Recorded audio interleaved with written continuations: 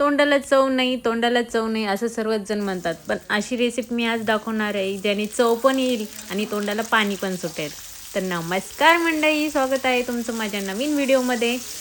आज मी अस्सल गावरान रेसिपी तुमच्यासोबत शेअर करणार आहे आणि आपण बनवत आहेत आज ठेचा आणि भाकरी.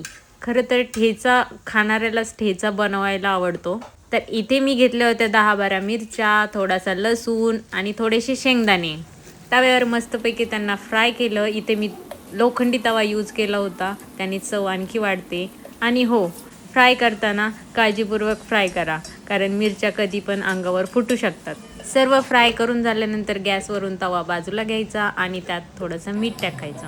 मीठ टाकल्यानंतर त्याला मी व्हिडिओत दाखवल्याप्रमाणे त्याला लगेच ठेचून घ्यायचं. व्हिडिओत मी कसं तांब्याच्या साह्याने ठेचून घेतलंय, तर इथे मला माझ्या सासऱ्यांनी मदत केली होती.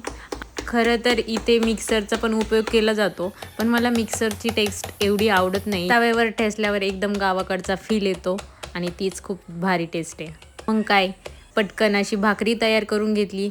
इथे मी बाजरीची भाकरी केली आहे. आणि तुम्हाला ठेचा आवडतो का आणि ठेचा कुठल्या भाकरीसोबत आवडतो खायला, तर तुम्ही मला कमेंट करून नक्की सांगा. आणि तुम्हाला हा व्हिडिओ आवडला असेल तर चॅनलला सबस्क्राईब करा आणि व्हिडिओला पण लाईक करा. भेटूया आपण नेक्स्ट व्हिडिओमध्ये. तोपर्यंत बाय बाय.